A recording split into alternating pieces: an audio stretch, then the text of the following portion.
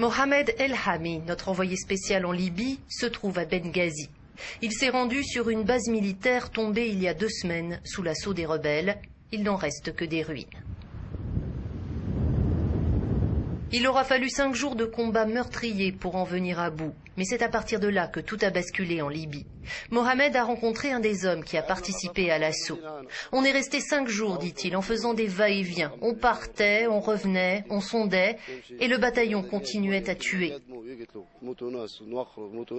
À chaque fois qu'on avançait, il tuait des gens, donc on s'arrêtait. Et quand les gens ailleurs entendaient parler de ça, ils nous rejoignaient. Ils n'étaient pas contents que ce soit des gens de chez nous qui meurent.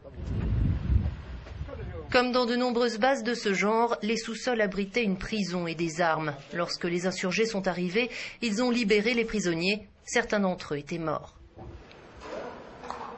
Mohamed a perdu des proches dans la bataille. Il revient sur les lieux aujourd'hui. En dépit du deuil, il dit savourer cette victoire. C'est le bataillon le plus important à Benghazi. Tout est là, dans ce bataillon. Vous voyez là les stocks d'armes.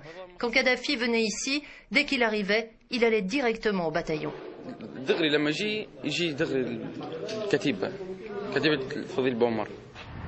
Alors que les villes tombent une à une en Libye aux mains des insurgés, Benghazi est déjà considéré comme le berceau de cette révolution libyenne.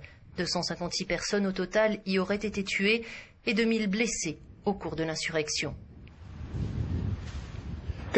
Avec la chute du bataillon Al-Fadil, l'un des plus importants de l'armée à Benghazi, c'est toute la ville qui est tombée entre les mains des révolutionnaires. Une base souvent visitée par Kadhafi, ce qui explique la destruction à grande échelle qu'elle a subie.